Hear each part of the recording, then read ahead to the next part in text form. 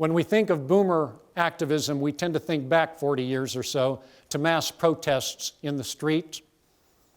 But one of the more underreported and more important stories in American life during their adulthood has been the surely millions of much quieter one-on-one battles that individual boomers have fought, often with their older generation bosses, for their generation's values and beliefs. Underreported, but every now and then one of these stories bubbles up to the surface. May 21st, 2002, Colleen Rowley, the woman in the center of this Time magazine cover, boomer mother of 4, sole breadwinner in the family, only 2.5 years from retirement, from what everyone agrees is a spectacular career, makes the decision to risk all of that in order to inform the United States Congress that her employer, the FBI, deliberately obstructed investigations that might have uncovered in advance the terrorist attacks of 9/11.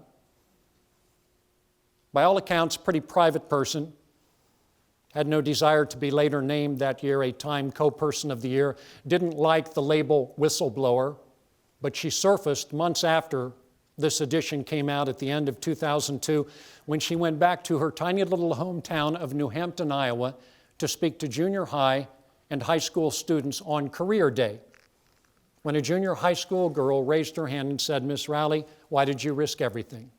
And her reply was classic boomer. It was the right thing to do. The country is starved for integrity.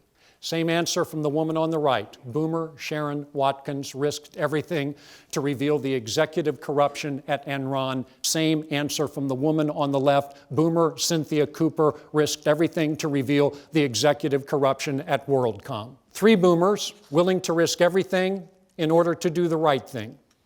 3 boomers simply being true to the core values burned into them during their generation's unique formative years, times, and teachings.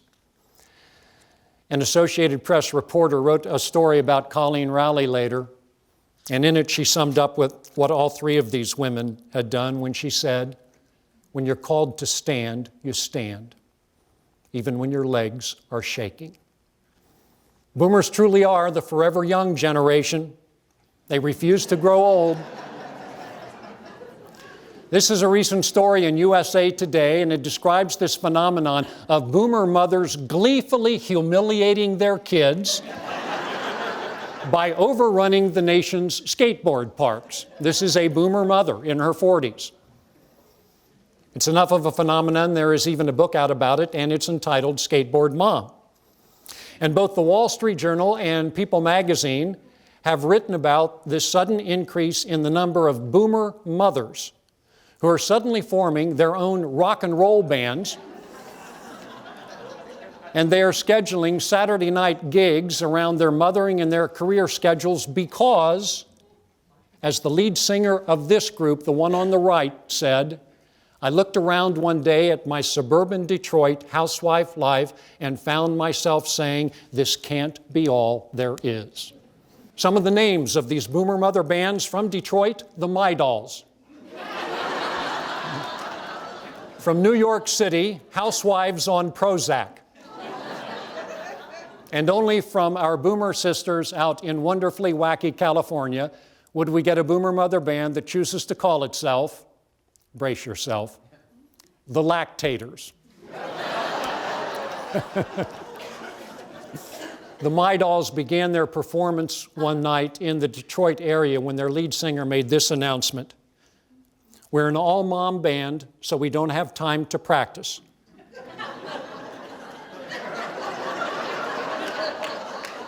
If you don't like what you're hearing, go to your room."